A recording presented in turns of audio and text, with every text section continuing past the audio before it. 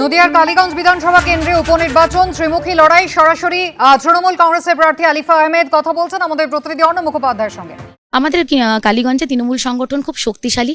BJP যদি agent না দিতে পারে, আমি ওদেরকে বলবো সংগঠনের কাজ করুন, মানুষের পাশে থাকুন, যাতে আগামী দিনে আপনারাও এজেন্ট দিতে পারেন এবং লড়াই সমান সমান হয়।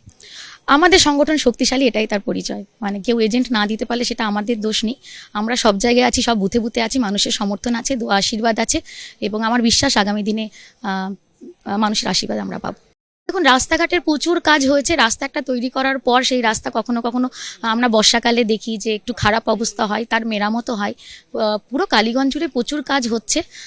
বর্ষার জন্য এই অসুবিধাটা ফিল হচ্ছে। তবে আমি আমাদের অঞ্চল প্রেসিডেন্ট এখানে আছে, আমাদের দামুদা, খুব কর্মঠ লোক, ওকেও বলেছি যাতে সহজেই মানুষ আসতে পারে, তার ব্যবস্থা আমরা করে দিচ্ছি। অবশ্যই আমরা কথা বললাম আলিফা আহমেদের সঙ্গে এবং এখানে আমরা দেখতে পাচ্ছি এই যে মীরা এক যেটা রয়েছে সেখানে তিনি ভোট দিতে এসছেন এবং আলিফা আহমেদ শুধু নয়, তার সঙ্গে রয়েছেন তার ভাই, তিনিও হচ্ছেন প্রযুক্তিবিদ। আপনার থেকে জানতে চাইবো, আজকে আপনি ভোট দিতে এসছেন, আপনি কিসে আছেন এবং মানে পেশাগত দিক থেকে, এবং আজকে এখানে এই ভোটের লড়াইয়ে বোনের সঙ্গে রয়েছেন, কীরমভাবে দেখছেন? আমি এক্সেলারে জামশেদপুর থেকে MBA করেছি, এখন IT কনসাল্টিংয়ে আছি। আজকে এখানে মানে বাবার যে সিট সেখানে আজকে বোন প্রতিদ্বন্দ্বিতা করছে, কীরকম লাগছে বিষয়টা? না, আমি আমার বাবার প্রতিচ্ছায়া আমার বোনের মধ্যে খুঁজে পাই। আমার বাবার যেসব কোয়ালিটিসগুলো ছিল আমার বোনের মধ্যে একই কোয়ালিটিস আছে। একজন দায়িত্বশীল ভাই হিসেবে আমি আমার বোনকে সাপোর্ট করতে এসেছি, ওটাই আমার রোল আর কি। তো দেখতেই পাচ্ছ, একজন দায়িত্বশীল ভাই হিসেবে বোনকে সাপোর্ট করতে এসছেন, এমনটাই তাদের বক্তব্য এবং এই মুহূর্তে এখানে ভোট দিতে এসছেন। তবে একটা জিনিস তোমাকে বলে রাখি, এই রাস্তা যেরকম আমরা বলছি যে এখানে ঢোকার পথটা প্রচণ্ড কাদা রয়েছে এবং বারবার এখানে প্রশাসনকে জানানো হচ্ছে যে বয়স্ক মানুষজন আসছেন যাতে এই জায়গাটা অন্তত বালি ফেলা হয়। একটা সমস্যা এখানে যেটা বারবার প্রার্থী বলছেন যে ভোটের পার্সেন্টেজ খুব কম হচ্ছে, তার কারণ বৃষ্টি হচ্ছে। তারা চেষ্টা করছেন যাতে করে টোটো পাঠিয়েও অন্তত ভোটারদেরকে বুথমুখী করা যায়। আজ নদিয়ার কালীগঞ্জ বিধানসভা কেন্দ্রে উপনির্বাচনে লড়াই ত্রিমুখী। প্রয়াত তৃণমূল বিধায়ক নাসির উদ্দিন আহমেদের কন্যা আলিফা আহমেদকে প্রার্থী করেছে তৃণমূল। বিজেপির প্রতীকে লড়ছেন আশিস ঘোষ। বামফ্রন্টের সমর্থনে কংগ্রেসের প্রার্থী কাবিল উদ্দিন শেখ। এখানে ভোট গ্রহণ কেন্দ্র থাকছে 162টি। অর্ণব, 7টা বেজে গিয়েছে, ভোট গ্রহণ পর্ব শুরু হয়ে গিয়েছে। ছবিটা দেখাও।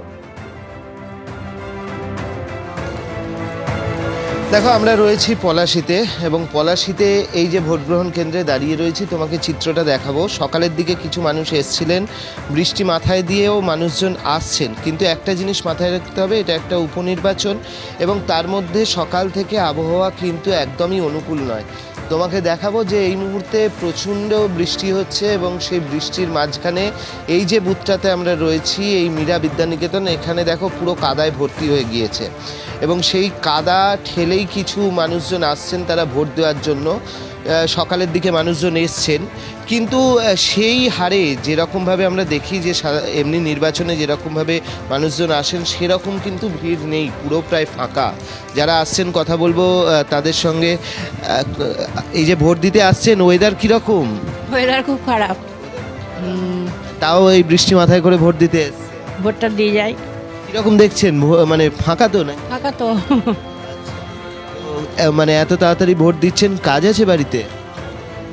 কাজ সেরকম নাই, যত তাড়াতাড়ি হয়ে যায় ততই ভালো। নিরাপত্তা কীরকম? নিরাপত্তা ভালো। তো যত তাড়াতাড়ি হয়ে যায় ততই ভালো, সেটা বলছেন এবং সেই কারণে ছাতা মাথায় দিয়েও তিনি ভোট দিতে এসছেন। আমরা যেরকমভাবে দেখছি যে তোমাকে প্রত্যেকটা বুথ দেখাবো। দেখো, এই বুথটাতে দেখো দুজন বাইরে এলেন। উল্টো দিকে একটি বুথ দেখাবো, দেখো সেখানে সেখানে প্রায় একজনও দাঁড়িয়ে নেই।